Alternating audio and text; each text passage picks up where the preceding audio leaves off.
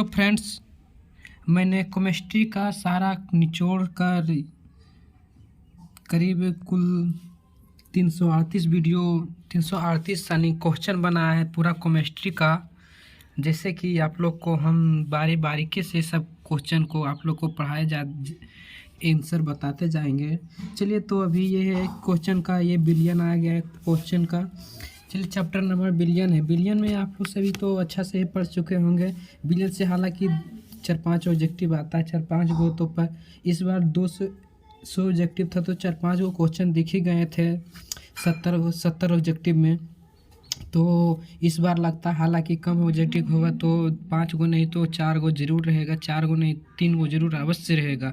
इस क्वेश्चन मैंने छाट के पूरा 338 को बनाया है। इसमें सारा निचोड़ है ताकि आप लोग देख सकते हैं कि हम लोग एक बारीकी से सब क्वेश्चन को कराते जाएंगे। तो चलिए, हमारा पहला क्वेश्चन क्या बोल रहा है, निम्नलिखित में किसके लिए हिमांक में अवनमन अधिकतम होगा। निम्नलिखित में से किसमें हिमांक में अवनमन अधिकतम होगा।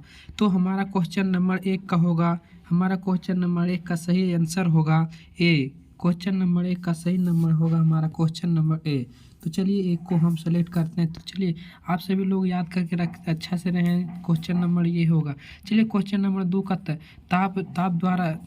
कौन ताप द्वारा प्रभावित नहीं होता। कौन ताप द्वारा प्रभावित नहीं होता। तो हमारा ताप द्वारा प्रभावित नहीं होता है मोलरता। तो हमारा ताप द्वारा प्रभावित नहीं होता है मोलरता। क्वेश्चन नंबर 2 का सही आंसर होगा बी। क्वेश्चन नंबर 2 का सही आंसर होगा बी। तो चलिए, 3 नंबर देखते हैं। निम्नलिखित में से कौन सा अनुसंग गुणधर्म नहीं है। कौन सा अनुसंग गुणधर्म नहीं है।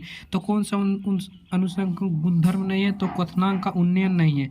तो हमारा क्वथनांक का उन्नयन गुणधर्म नहीं है। तो क्वेश्चन नंबर 3 का डी होगा। 3 का डी।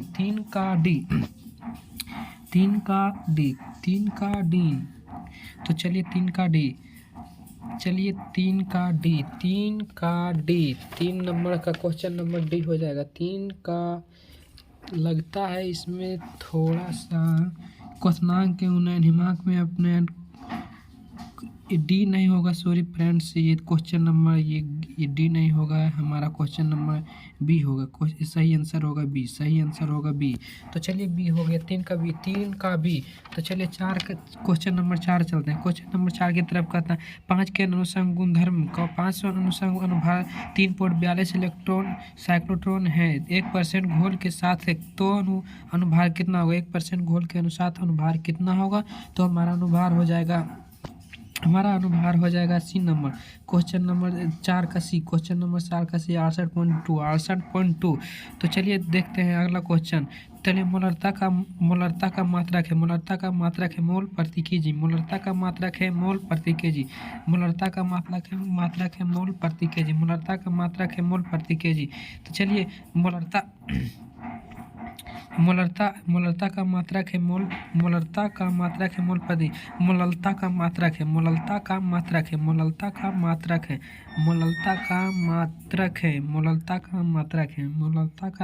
क्या हो जाएगा, मोल प्रति केजी। मोलरता का मात्रक है मोल प्रति केजी। मोलरता का मात्रक है मोल प्रति केजी। तो 6 नंबर का हमारा क्वेश्चन नंबर बी हो जाएगा। 6 नंबर का क्वेश्चन नंबर हमारा बी हो जाएगा। और ये 5 का हमारा ए हो जाएगा। 5 का हमारा ए हो जाएगा।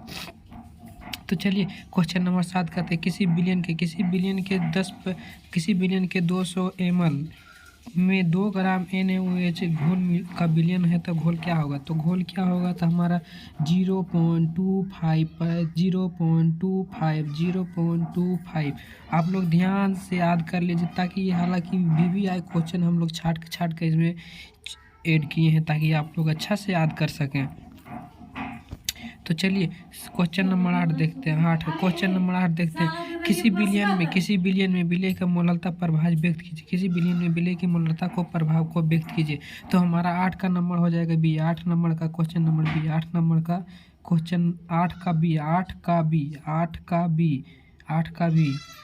तो चलिए, 8 का नंबर का बी। चलिए, 9 नंबर क्वेश्चन नंबर 9 देखते हैं। क्वेश्चन नंबर 9 एवोगाड्रो की संख्या n तो n के किसके बराबर होगा। 6.023 गुना 10 पे पावर 23। 6.03 गुना 10 पे पावर 23।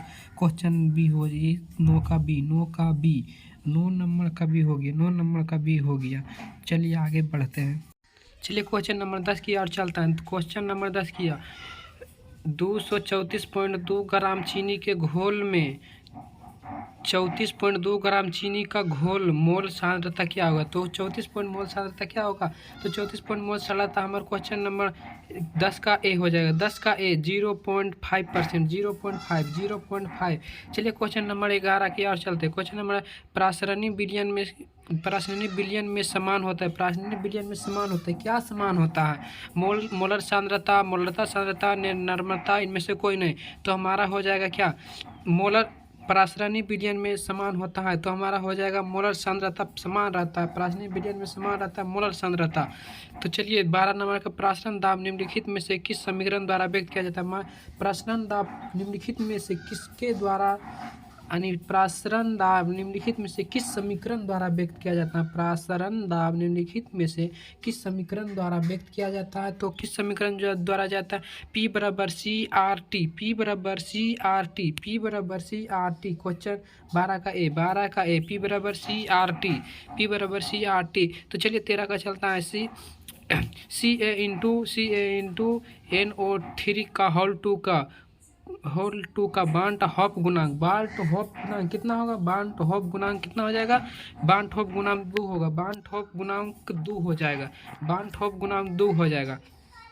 तो चलिए समान ताप एवं दाब पर किसी गैस का 1 मोल का आयतन होगा। क्या कह रहा है क्वेश्चन नंबर 14, समान ताप एवं दाब पर किसी गैस का 1 मोल का आयतन क्या होगा। 1 मोल का आयतन पूछ रहा है हमारा। 1 मोल का आयतन हमारा हो जाएगा 22.4 लीटर, 22.4 लीटर। 1 मोल का क्या आयतन पूछ रहा है, तो 1 मोल का आयतन 22.4 लीटर, 1 मोल का 22.4 लीटर। निम्नलिखित में से कौन सा अनुसंग गुणधर्म है, निम्नलिखित में से कौन सा अनुसंग गुणधर्म है इसमें पूछ रहा है। इसमें अनुसंग गुणधर्म पूछ रहा है, तो इन अनुसंग गुणधर्म हो जाएगा हमारा प्रासरण दाब। इसमें क्या हो जाएगा हमारा प्रासरण दाब। क्वेश्चन नंबर 15 का ए, क्वेश्चन नंबर 15 का ए राइट हो जाएगा। तो चलिए अर्ध प्रासरणी क्वेश्चन नंबर 16 अर्ध प्रागरम झिल्ली में गमन करता है। अर्ध प्रागरम झिल्ली में गमन कौन करता है, यानी क्या कौन सा जाता है बाहर झिल्ली से, कौन निकल जाता है, विलायक निकलता है या विलेय निकलता है। तो हमारा क्या निकलता है, विलायक निकलता है या विलेय। तो हमारा निकल जाता है उसमें विलेय निकल जाता है, क्योंकि ये विलेय पतला होता है तो इसीलिए वो विलेय निकल जाता है। चलिए क्वेश्चन नंबर 16 का बी, चलिए 17 नंबर के 0.1 ml यानी BA/NO2 घोल का बांट हॉप गुणांक 2.74 हो तो घटनांक स्तर होगा। तो घटनांक स्तर क्या हो जाएगा, तो हमारा घटनांक स्तर हमारा हो जाएगा 100%, यानी घटना होगा 100% है, ये 100% घटना होगा कि संभावित है। तो चलिए क्वेश्चन नंबर 18 की ओर चलते हैं। मोल प्रभाज के लिए कौन सा सही, मोल प्रभाज के लिए यहाँ पूछ रहा है कौन सही है, x सही है या 1 सही है। x से बड़ा है 1। चलिए मोल प्रभाज के लिए कौन सा सही है, आप लोग जल्दी आंसर दीजिए, जल्दी 18 का आप लोग आंसर दीजिए। 18 का क्या होगा, 0 क्या हो जाएगा हमारा क्वेश्चन नंबर 18 का सी क्वेश्चन नंबर 18 से सी 1 से देखिए 0 से बड़ा होगा या बराबर होगा x से बराबर होगा या बराबर होगा 1। चलिए आगे की ओर चलते हैं, क्वेश्चन नंबर 19 की ओर चलते हैं। क्वेश्चन नंबर 19 क्या कह रहा है, क्वेश्चन नंबर 19 क्या कर रहा है, क्वेश्चन नंबर 19 कर रहा है निम्नलिखित जलीय घोल में किसी क्वथनांक अधिकतम होता है। किसका क्वथनांक अधिकतम होता है, निम्नलिखित जलीय घोल में किसका क्वथनांक अधिकतम होता है। तो क्वथनांक अधिकतम होता है 1.0 NO2SO4 बी, क्वेश्चन नंबर का बी। चलिए बी नंबर हो गया। चलिए आगे बढ़ते हैं। तो चलिए क्वेश्चन नंबर बी की ओर चलते हैं। क्वेश्चन नंबर क्या कहते हैं, शुद्ध जल का मोलरता होता है। शुद्ध जल का मोलरता कितना होता है, शुद्ध जल का मोलरता कितना होता है, शुद्ध जल का मोलरता होता है 55.6। शुद्ध जल का मोलरता होता है 55.6। शुद्ध जल का मोलरता होता है 55.6। 0.3 m फास्फोरस अम्ल का सामान्य होता है। 0.3 m फास्फोरस अम्ल में समान होता है। कितना समान होता है, तो हमारा होता है समान 0.6 न्यूटन, 0.6 0.6 नाइट्रोजन, 0.6 नाइट्रोजन। पहाड़ों पर जल का क्वथनांक कम हो जाता है। क्यों पहाड़ों पर जल का क्वथनांक क्यों हो जाता है कम?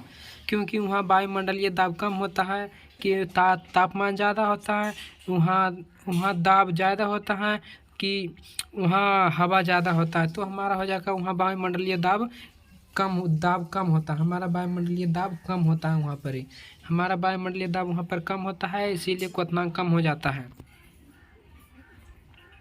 तो चलिए एन क्या कह रहा है क्वेश्चन नंबर था NHCl एवं H2O के स्थिर क्वांथी मिश्रण में होगा तो क्या हो जाएगा हमारा HCl एवं H2O के स्थिर क्वांथी मिश्रण में होगा तो कितना हमारा होगा? तो हमारा हो जाएगा 20.2% HCl, 20.2% HCl, 20.2% HCl। सुक्रोज यानी चीनी का सूत्र क्या है? C12H/SO11। कहाँ है आप लोग? C12H/SO11। तो हमारा क्वेश्चन नंबर सी में है C12H/SO11, C12H/SO11 हमारा क्वेश्चन नंबर 24 का राइट आंसर है बी। चलिए ग्लूकोज का सूत्र होता है, ग्लूकोज का क्या बोल रहा है? ग्लूकोज का सूत्र होता है, ग्लूकोज का सूत्र होता है C6H12O6। तो हमारा क्वेश्चन नंबर 25 का हमारा हो जाएगा बी नंबर, हमारा हो जाएगा बी नंबर। तो चलिए बी नंबर चलते हैं। तो आगे की और क्वेश्चन देखते हैं। तो 26 को होता है H3PO3 है क्या है? यानी क्षार है कि भास्मी है कि मृदा क्षार है कि द्विभाषमिक है या त्रिभाषमी है, क्या है? आप लोग कमेंट में बताएं तो क्या है। जल्दी आप लोग कमेंट नहीं करते हैं, कमेंट भी करना आप लोग को ज़रूरी है लेकिन करते हैं नहीं। तो चलिए H3PO3 क्या है? H3PO3 क्या है? द्विभाषमिक अम्ल है। चलिए विलयन के अनुसंग गुणधर्म वे गुण होता है जो निर्भर करता है। विलयन के अनुसंग गुणधर्म वे गुण होते हैं जो निर्भर करते हैं। क्या चीज़ पर निर्भर करते हैं? तो क्या चीज़ पर निर्भर करते हैं? केवल कणों की संख्या पर, केवल कणों की संख्या पर ही करता है। तो चलिए क्वेश्चन नंबर 27 का डी हो जाएगा, 27 का डी। तो चलिए 28 नंबर की ओर चलते हैं। कौन सी आकर्मक यौगिक अर्धपरागरम झिल्ली के तरह व्यवहार करता है? कौन सा आकर्मक यौगिक जो अर्धपरागरम झिल्ली की तरह व्यवहार करता है? कौन करता है व्यवहार? तो हमारा व्यवहार करता है Cu2 into Fe into N into CN/6। तो हमारा 28 का हमारा हो जाएगा क्वेश्चन नंबर 28 का ए, क्वेश्चन नंबर 28।